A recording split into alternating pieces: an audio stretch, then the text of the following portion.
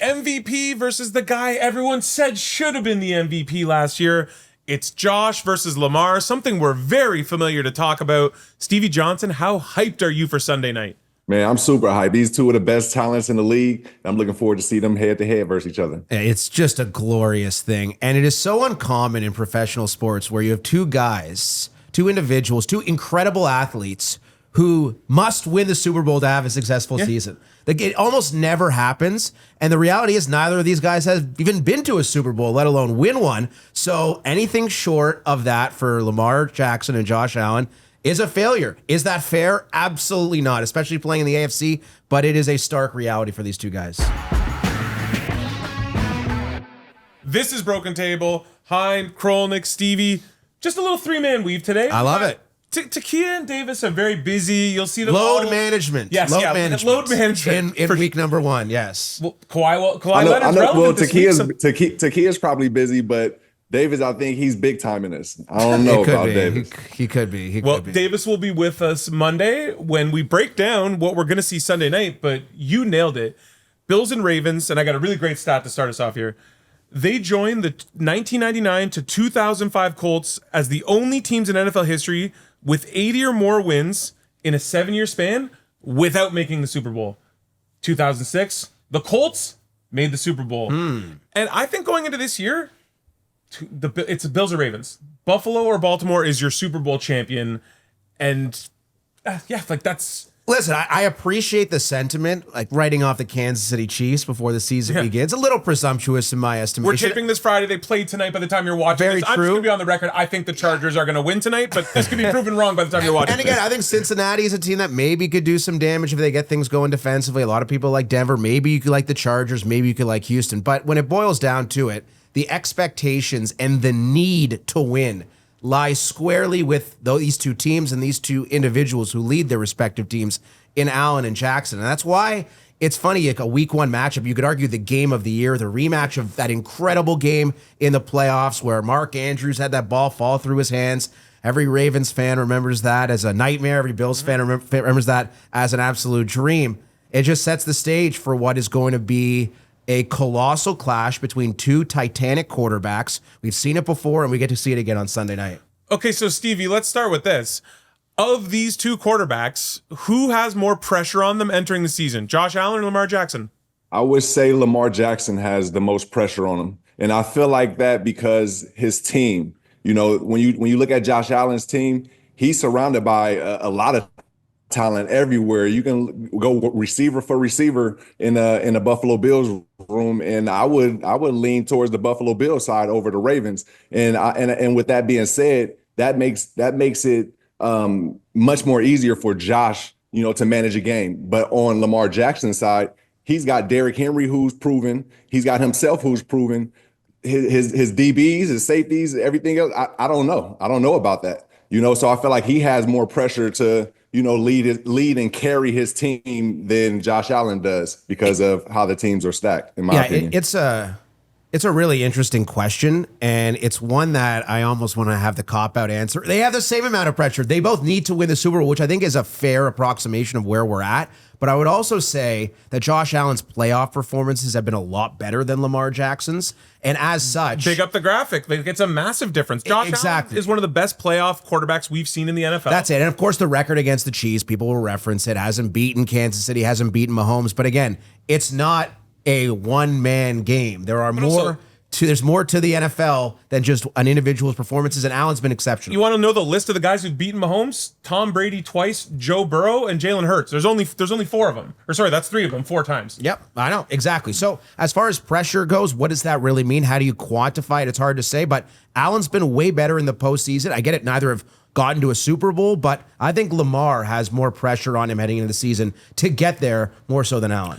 I would agree with both of you, and I think it's to Stevie's point, that Ravens defense is a Super Bowl winning defense. So they're already one of the best defenses in the league. So it's all on Lamar. And to also, I'm just taking both of your guys' great points and putting them together. Baby. Lamar was really good in that playoff game last year, but he still turned the ball over twice. That pick to Taylor Rapp was awful. It was early in the game, didn't really make a big difference. And then the fumble was just as bad because the fumble was returned pretty far. So Lamar has to have that playoff performance where he goes and wins them a game. And he got the ball for that last drive. I was in the stadium. Every single fan was like, this guy's driving and scoring.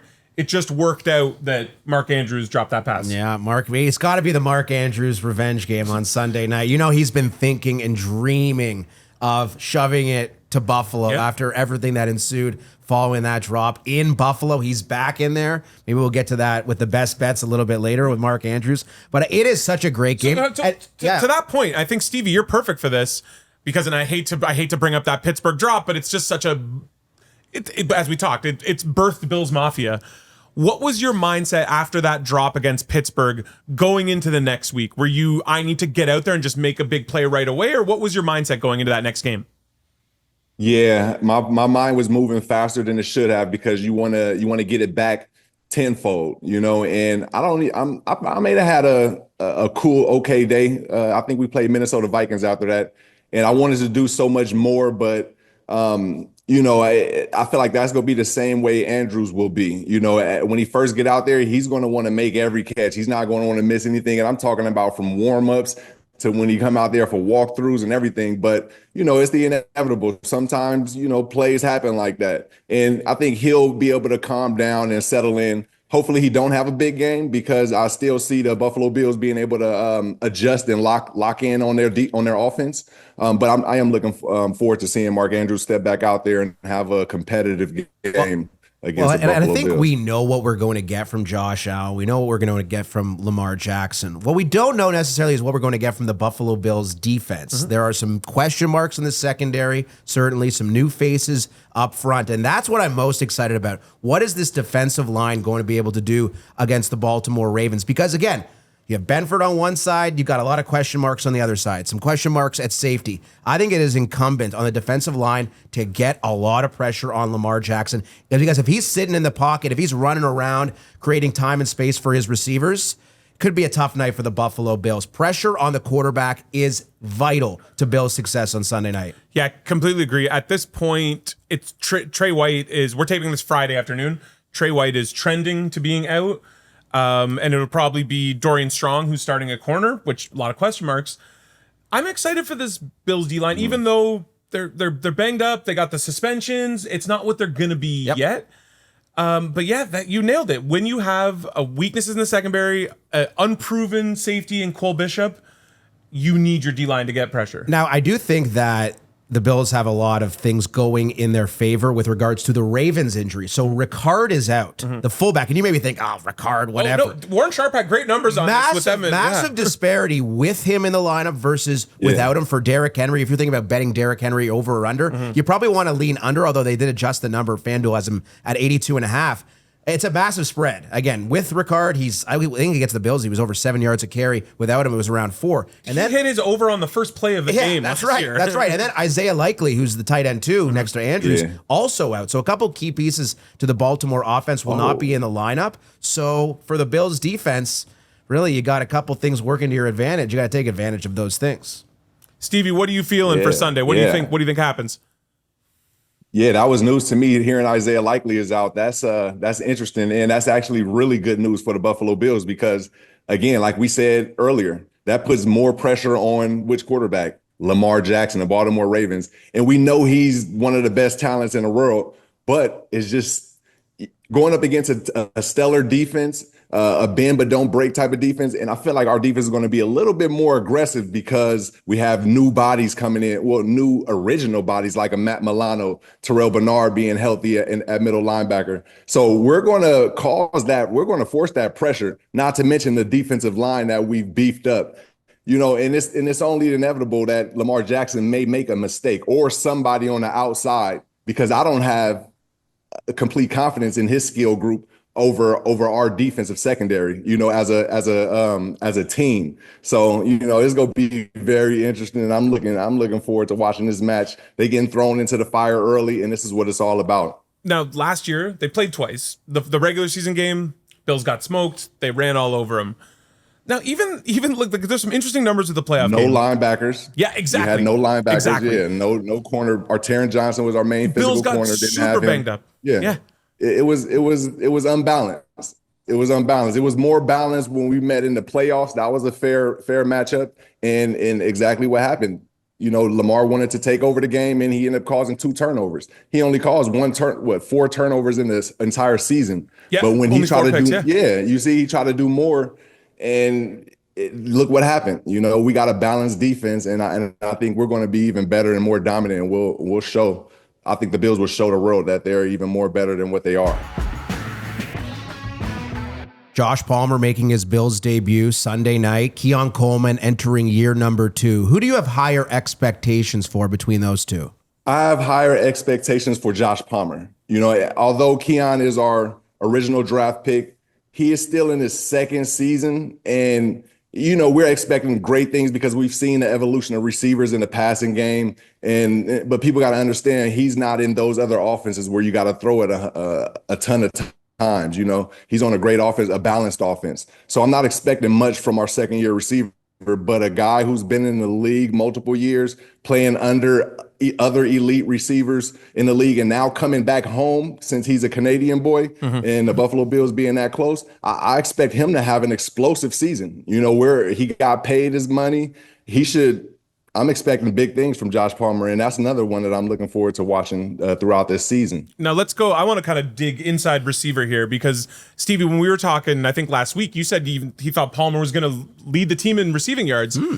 How important is a guy like Palmer, who's such a good man beater, to fit with a group of guys who aren't really, like last year, I remember that Ravens game specifically, and even the Texans game, these receivers could not get open against man coverage. Now you bring in a guy like Palmer, whose specialty is beating man coverage. How much will that open things up for everybody else? He brings that deep threat that we need and that we know Josh Allen can target when he gets in the position where we got to scramble on a little bit of pressure.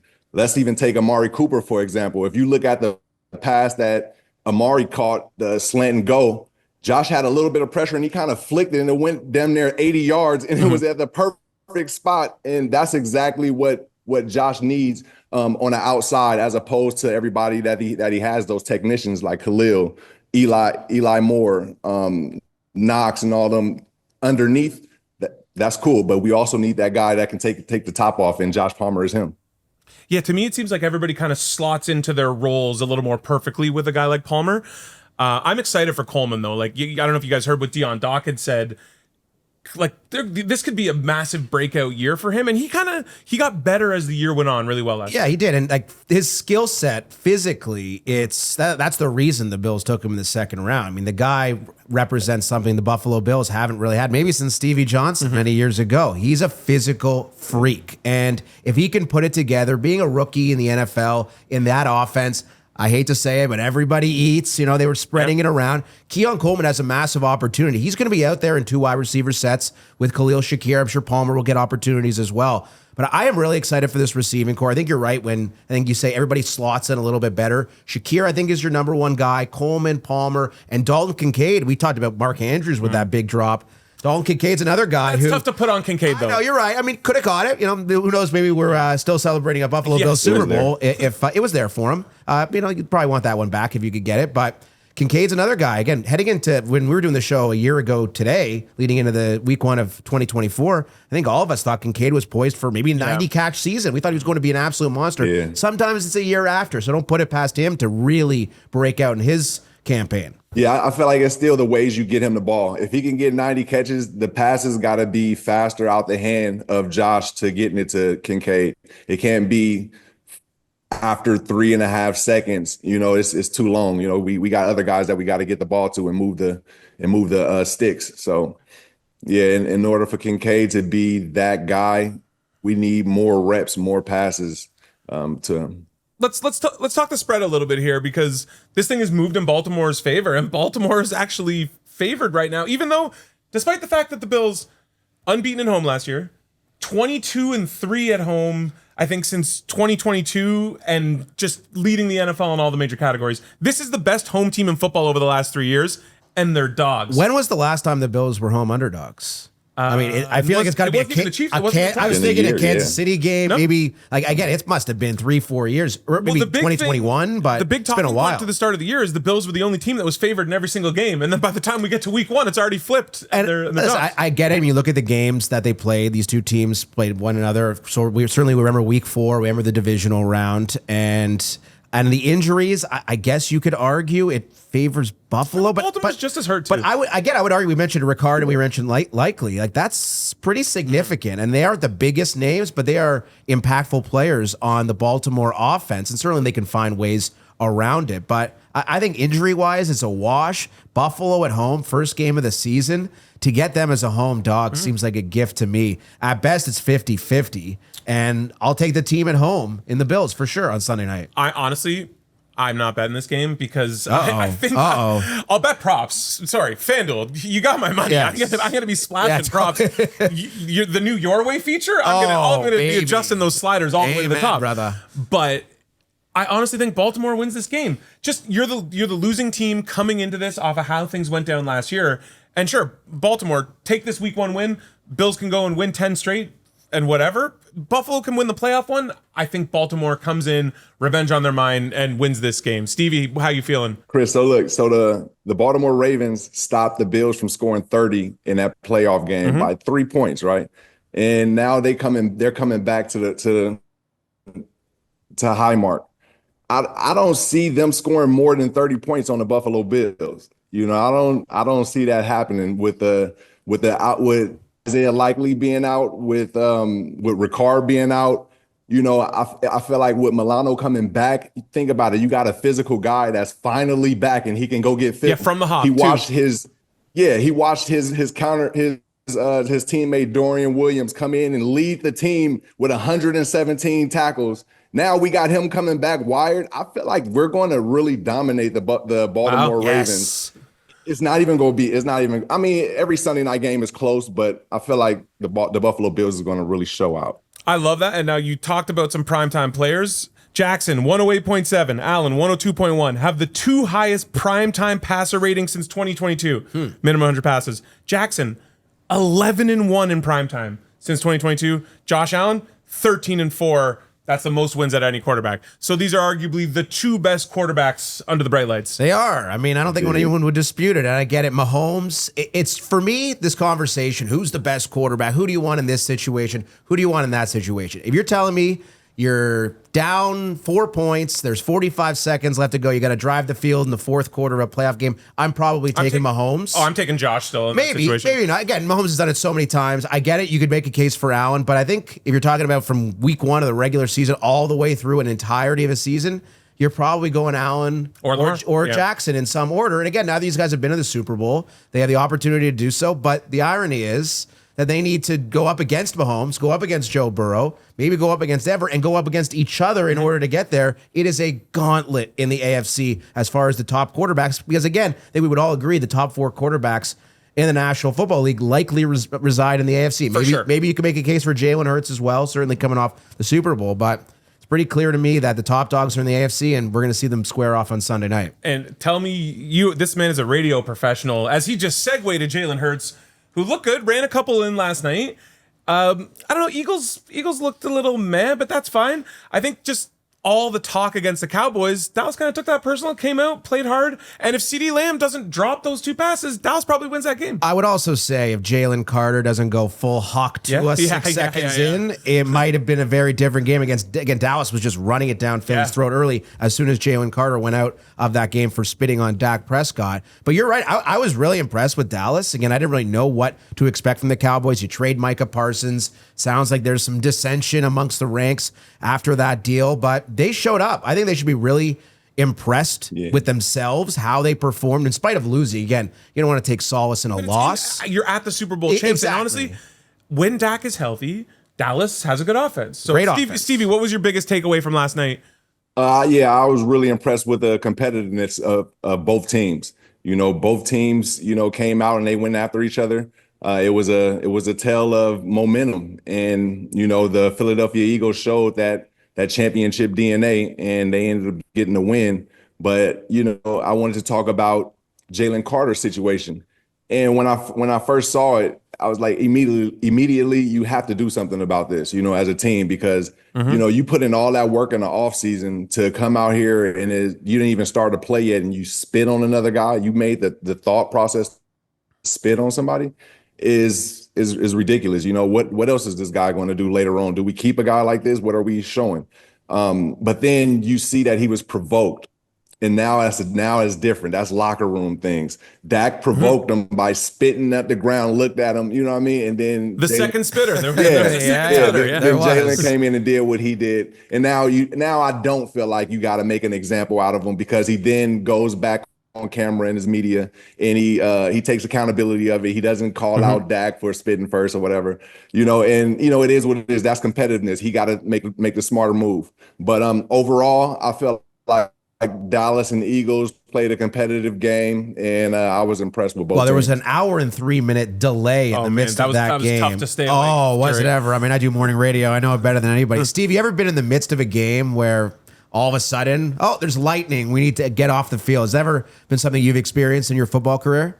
Only in college. I did it in Kentucky, where we had to, stay in at halftime a little bit longer. And it's cool for us. We don't really care about it as much. We just get more body work, and we get prepared to get back out there. But I know it is pretty tiring, me trying to stay up and watch the rest of this game, and it's an hour delay. It's like, it's pretty wicked. Well, it's funny because like that game was 41 points at the half. The live total was 63.5 points. You're thinking, this is going to. Lightning killed all momentum. Well, even again before, the only points they scored before the lightning delay was a 58-yarder for Elliott, the Eagles kicker. But what a weird second half. Again, the first 8 drives, there were points from either side. Again, that hasn't happened in the last 45 years in the National Football League. So you saw something unprecedented in the first half, and then both offenses just completely dried up. It was very odd. Now, CeeDee Lamb, if he makes a couple catches in the fourth quarter, it's a completely different story. But it's just so funny, a tale of two halves. One, the most prolific offense you'll see in the NFL, and the other, it was just like the 85 Bears defensively from both sides, minus the drops for Lamb. Dallas intrigued me. I think Dallas can maybe be a playoff team, because I think their offense will be good. Like, that offense looked very crisp going against what was one of the best defenses in the NFL last year. Well, the Giants and the Bears are their two next opponents, right? So you got those are winnable games. Very winnable games, no doubt, but I am not buying Dallas in the slightest. I'm not. Again, I think the Jalen Carter injury opened things up for the Cowboys that would not have existed had he not been kicked out of that football game. And I get it. Giants don't have Jalen Carter. In fact, they might have a better defensive line than the Philadelphia Eagles, as hard as that is to imagine. But I'm not really buying Dallas. I think that was going 9-8 though. No, I don't think so. Really? I still think they're going to win 7 or 8 games this year. I just don't buy the defense really. I don't really buy the running game, although it was good. Again, Williams and Sanders, those guys deserve a lot of credit, but it was a weird set of circumstances between Carter getting kicked out, the hour delay. There was a lot of things working towards the odd side of the game. And I still am not buying the Dallas Cowboys this year. What about you, Stevie? I mean, as impressed as I was, I feel like they'll get better. I think they'll get better. They'll emerge with another playmaker on offense. The running game was there. Dak looked like he was on point. He was looking for his main guys. He was doing everything he was supposed to do. I feel like they can sneak in. I feel like they can sneak in within that division. Yeah, hey, story time with Stevie. So here's a cool week 1 story. So let me take you back to when I was around 12, 13, growing up in San Francisco. I ended up getting a ticket to the San Francisco versus, I believe, Arizona game, and it was pretty cold out there. And I'm at Candlestick at tailgating, and I'm playing catch with this guy, and like the ball was it was so cold, and I was just catching. I was getting strong, and I feel like that's where I got my strength from catching from an adult. I get into the game and I see Terrell Owens, and he does he scores a touchdown, and he started dancing and celebrating in the end zone. I went home and was like, man, that guy, he was doing his thing, basically handling his business and having fun. I was captivated by it. All right, now let's go years later. Now I'm in the NFL, and this is week 1. I'm full of nerves. I'm about to start, and I'm like, man, what do? I'm up all night. And I end up looking at my phone, and I'm able to call the guy that I end up seeing at my first game. And I called T.O. and it was like, man, I'm just feeling like overstimulated in a sense, about to go out here and start the first game. And one, that was cool just to be able to call and contact him. And then the words that he gave, just remember what you're doing it for. Do it for your family and go out there and show them what you've been doing since you've been in Pop Warner. And that was enough for me to calm down and go into week one and ended up making a career that I had as SJ13. Oh man, that's unreal. That's the my fact of story. like the first game and then having the ability to call him to before that's unreal. Man, yeah, it's pretty special. And then, when we ended up signing Terrell Owens out, it was my second year in the league. That was also cool, being able to see how he was in meeting rooms, how he dissected film, the way he was a competitor at all times. It don't matter if it was cold outside, he was lining up one-on-ones, calling every DB out, come line it up, and I really love that competitive spirit, just like what Dallas and Philadelphia Eagles showed last night. It was very competitive. That's what it's about. Do you feel like you got a lot better as a receiver by having him as a teammate? Yeah, for sure. And when we was in the meeting rooms, it's not like I was, over talking. I was still in my second year. It was Lee, Roscoe, Josh, T.O., and he was kind of taking lead on like why are we trying to throw it here when it's this coverage and we should be looking, what I mean? He was kind of, as a player, having that voice, and that was different to me. Like, okay, I mean, he's making sense, and then I start seeing a communication between coaches and player, but it took for him to come in and be that spark to have that voice. And, I think that helped grow the league, evolve the league, because, quarterbacks began listening to they receivers, those divas, quote unquote, and it made the game more fun. It was showtime. That's so cool. And you think about the legend that is Terrell Owens and some of the stuff that happened off the field. But man, when that guy was in his prime, as good as it gets when it comes to receivers, some of his seasons, some of his numbers were just outrageous. If you see what T.O. was doing back in the day, and that's led to the legend of SJ13. I love it. All right, let's look ahead to Sunday. What's the one game you're most excited for? This is a weird one, but I really am intrigued by Pittsburgh and the Jets. I am. The Rodgers revenge. The Rodgers versus You can't Fields. quit him, It's not so much the Rodgers part of it, but I am intrigued to see it. But it's just such a unique situation where the two starting quarterbacks flipped year over year. And I think these are two teams with very different expectations. No one really thinks the Jets are going to do much. The Steelers, I think the expectation will be to make the playoffs, certainly. But that's going to be one where, like, okay, Rodgers is 41, and maybe you're right, I can't quit him. What is he going to bring this year with Metcalf, with some of the guys in Pittsburgh? Or maybe it's just an abomination, which is kind of what I'm hoping for. But I kind of like. I think you're a sick like individual. a car crash. You want to watch a car crash to watch this, but forgetting the fact that you have to watch these two offenses. Yeah, the offenses could be slugs, but I mean it's going to be an intriguing one. Another one though I'm looking forward to is Atlanta Tampa. That's a fun one. Could be some fireworks there. My guy Drake London, Emeka Ekbuka is a guy I'm really fired up to see. First round pick for Tampa. I think there's going to be a lot of scoring in that one. That's what I'm fired up for. I think that's the exact opposite of the first it is. game. No, you're absolutely right. It is. It is. What about you, Stevie? What are you most excited about? What game? I'm looking forward to seeing Kansas City and the Chargers play. My guy Keenan Allen is back with the Bolts, and I picked him up on my fantasy. I'm thinking he'll come out strong. They only got him for about 8 points, but they might use him early on a welcome back game, and we start our fantasy league off nice. And then obviously our Buffalo Bills versus the Ravens, man. And like we drafted our young guys exactly for this, and this is prime. This is a prime test for them. So that Sunday night game is what I'm looking forward to also. So depending on when you're watching this, that Chargers game is tonight in Brazil. I really like the Chargers. I gave the stat to you before off the air. Harbaugh 5-0 in week ones, 5-0 against the spread in week ones, and average margin of victory 14 plus points.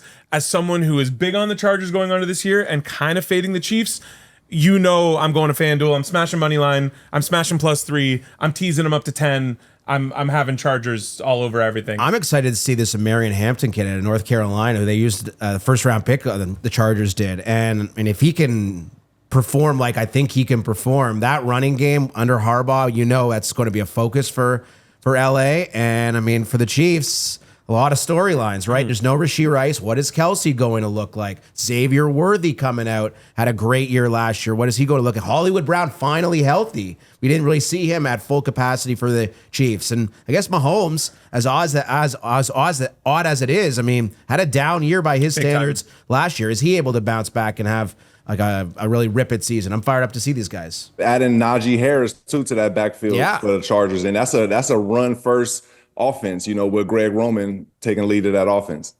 For sure. Now, Matt Hempstead behind the camera has to be shaking his head, but that is my game. He's a Packers fan, and I am so hyped. That's a good one, too. For Packers Lions. And another weird spread to me with the Packers favored, and this was pre-Parsons they were favored as well, but I don't know. You're telling me I can get Detroit getting points and plus money on the money line? Dude, people are jumping off the Lions bandwagon. I know Chris Brieda, our boy. Well, I think it's a pretty simple premise. I mean, they lose Ben Johnson, they lose Aaron Glenn. Ben Johnson is a visionary, and a lot of the success of the Lions is predicated on their defense. Aaron Glenn and Ben Johnson, Aiden Hutchinson. Well, yes, of course. That's a big part of it. But again, offensively, if they take a major step back, their schedule is more difficult. They're playing more games outside on the road. I think that's important as well. We're going to find out just how important Ben Johnson was, because if this team comes out and is struggling on offense, unlike what we saw at all last year, because they were incredible and they have been incredible for a while, there's some unknowns with Detroit. I think that's probably the reason why. I think people are kind of they're not giving the proper credit to Dan Campbell as a head coach and to Jared Goff as a quarterback. Yeah, I'm with you on that. Yeah, like just where's the respect to Goff? It's not all Ben Johnson. It wasn't all McVay. That team is still good, but most importantly, why I think the Lions are going to make the Super Bowl, they were missing 7 of 11 defensive starters by the end of the year last year. They were decimated. That defense is going to be back, and that defense was really good before. I'm so hyped for I don't know. I'm excited to watch the Packers. This is a potential NFC Championship game preview, and like divisional game where there's already bad blood. I am so hyped for that game. But absolutely. I'm obviously most excited for Bills Ravens, and so are the people on the streets with the Streeter Same Game Parlay. Let's take a look now. Yeah. Oh. We are on the streets of Toronto to do a little same game parlay for Sunday Night Football, Ravens and Bills. Jags fan from Newfoundland, maybe the weirdest combo I've ever seen. Combo ever, man. Yeah, for sure. Okay, we're talking Ravens Bills. Sunday Night Football. Here we go. What is this? So, we are making a same game parlay for Sunday Night Football, Bills Ravens. Let's start with the game. Who's winning, Bills or Ravens? Bills. Okay, any reason why? I've been to one of their games before. And how was it? Bears beat their ass, but I'm going with the Bills. Okay, we're going with the Bills. Okay, now, Josh Allen, passing yards, over or under? Under. What? How come? I don't know. Just because? Let's go one more. Let's go Lamar Jackson, then pass yards, over under. Over. Okay, so we got Bills to win, Allen under, Lamar over. Is that a winning bet? I don't know. We'll find out Sunday. Yes. Thank you. Absolutely, you're welcome. I'd say the Allen passing. You like Allen over? Yeah, I got Allen. Okay, Cook rushing over. So it seems like you like the Bills. Yeah, I like the Bills. Yeah. Okay, so you want to add Bills money line as well? Yeah, money line as well. Yeah. Okay, so there we go. That sounds like a winner to me. Yeah, and probably I'd say game total too. You're going over? I'm going over. I love it, man. This is my kind of bet. Yeah, oh for sure, man. Thank you, sir. Go Jags. Let's go Jags. Just move it down, make a catch. Oh. Well, this Sunday, Bills and Ravens. Football fans, no, yes? Yes. Yeah. Okay, so let's start. Who's winning the game, Bills or Ravens? Oh, Bills are taking the game. You agree? Yeah, I agree. You're good with this? Yeah. Okay, now, Josh Allen, the MVP, going against a guy a lot of people thought should have been the MVP in Lamar Jackson. Allen pass yards, what do you think, going over? He's going over. Sure. You're just agreeing? Yeah. Okay, so then what else we like on this? James Cook's going to come out with his contract and absolutely kill that defense. So it sounds like he really, you agree with that? He really knows what he's talking about. Yeah, I just watch. I don't know anything about that. I just look at the TV. You're just following. Support. There you go. All right, so we got Cook. We love it. Anything else you like? Well, it's going to be a running duel either way. The question is whether Mark Andrews will be able to step up this year. Redemption. Andrews over. Isaiah Likely out Sunday too. I don't know. Yeah, I'll go the over. Give him the redemption. He's got the experience. Okay, so we got a nice little parlay, and you're putting the money down though, right? Oh, yeah. You're the one supplying. You've got the information. Oh, yeah. I'm supplying the beer, too. Supplying the beer, too. Okay. Yeah, Well, there we go. Okay, so the streets obviously active again, but I didn't give them the option to explore your way on FanDuel, which is, I don't know, for I think guys like me and you, this is fantastic because you're setting your own lines here.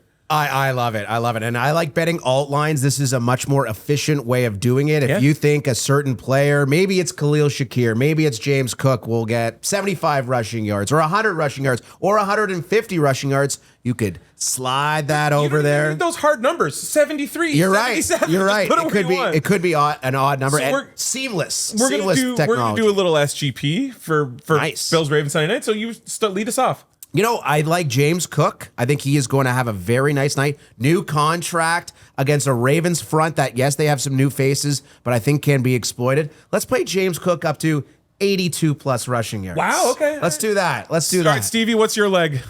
For me, I'm going to go with our second-year receiver, Keon Coleman, and I'm going to say 50 plus yards. Let's go 55 to be exact. 55 yards for Keon Coleman. I like it. Very nice. Okay, and I feel like I wanted to go Josh, but I don't want to. We got a rushing and a receiving thing there, so I'm gonna take it on the other side, and I'm gonna go to the Ravens, and I'm gonna slide Derrick Henry a little lower. I'm gonna take the safe leg here. Let's go Derrick Henry, 55 rush yards. 55. He doesn't need to do much. So there we go. There's our Your Way parlay. I love it. Yeah, go make that on FanDuel if you want to make some money for us. But let's go to the most important thing right now. And Stevie, you crushed last year in our best bet. Absolutely lapped the field. I was close with you for a bit, but in the end, it wasn't close. Davis, I think, the only one with a losing record. Shocking. So, and then no shows today.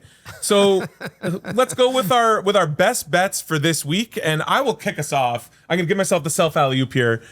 I love the Dolphins this week. I'm getting points. When Tua is healthy, this is a great offense. Tua is healthy right now. I'm on a fast track in the Dome. I think the Dolphins could put up a lot of points. I love that I'm getting points. Dolphins are my best bet. And here's a fun stat for you. Since 2016, week 1 road dogs are 52-36 against the spread. That is a really nice number. I feel like people are they're underestimating this Dolphins team. I think the Dolphins could be a playoff team as well. I'm taking the 1.5. I'm probably going to do a money line as well. I like that a lot. I bet the Dolphins over 7.5 wins this year. I think you're totally spot on. The disdain for the Dolphins doesn't really make much sense. Under Mike McDaniel, they've been pretty good. And I know last year was awful, but I think this is a team that will be much better. I like them potentially to make the playoffs as well. I definitely like them over Danny Dimes and the Colts. That is for certain. My best bet, Mark Andrews. 43.5 receiving yards on Sunday night for a number of reasons. Number one, the revenge narrative, I think, is very important. We remember the crucial drop in the playoffs last year for Andrews. No Isaiah Likely in this game. And without Likely on the field, Andrews, the target share goes way up. The number of routes run goes way up. I think you're going to see Mark Andrews circa 2022, where he was arguably one of the best tight ends in the National Football League alongside guys like Travis Kelce. I think Andrews has a big game. You can even look at the Your Way as well. Maybe slide him up. 65, 70, 75 yards. I think Mark Andrews could be the Ravens' leading pass catcher on Sunday night. Wouldn't surprise me. Stevie, what do you got for your best bet? So, yeah, I really like the Mark Andrews selection. You know, hopefully he come back and do his thing 43, 45 plus. And especially with Isaiah Likely being out, that's a good selection right there. So for my best bet, I'm going to go with both teams scoring a rushing touchdown or more and a passing touchdown or more. And it sounds like, yeah, that's pretty obvious. But when you look back at it, that didn't happen last game. You would think that Josh would score a passing touchdown and a rushing touchdown, same with Lamar and Derrick Henry or whatnot. But Josh scored 2 rushing touchdowns and no passing touchdowns. So that's what makes this thing pretty interesting. I know Jackson's going to have to do his thing with rushing and passing with Henry to keep his team to beat the Bills. But will the Buffalo Bills need a passing touchdown and a rushing touchdown to win this game? We'll see. I'm just going to say to the viewers of Broken Table, last year, Stevie, Unreal Record, wasn't fully dove into the whole betting world. This guy's now sending me screenshots from FanDuel. You like this parlay? He's got his fantasy team, his boy Keenan Allen going off. I'm trying to step my game up. Yeah. Stevie's in midseason form, and we're in week 1, so like I'm tailing that bet that he just made. And Stevie, that 4 touchdown parlay you sent me at 22-1, I'm gonna parlay that too. I didn't get that one. That's easy That's money. in the private chat. Ouch, Easy that hurts, money. boys. That hurts. All right. On that note, Stevie, play us out. And hey, just a reminder, everybody, we'll be back Monday following Bills Ravens. I'm gonna be at the game. I'm probably getting home at 4 a.m. So good luck I'm to gonna you. be in rough shape. But yeah, Stevie, play us out. Okay, yeah. I mean, you heard it right there. Tap in with us on Monday. But look, I want to represent my guy Jackie Robinson And but I want to also acknowledge his surrounding. Make sure y'all keep y'all circle tight, full of mentors, great, strong people that's positive and keeping y'all focused when things go left. If you're a lefty, when things go right. But anyway, this has been another segment of the Broken Table. Make sure y'all stay tuned. One love and go Bills. Peace. You got the bowling alley behind you. You want to bowl us a strike or what? All right, look. So I already got this lined up for you. You see that one? Yeah. Oh, just one pin. Wow. I got to make it happen. Let me show you Here what we to go. do. What do you think? What are the odds on FanDuel that he gets this pin? I'm going to put plus 250. Oh, way less. Minus 300. Come on. It's just Really? Stevie Johnson. Oh, yeah, butter. Oh.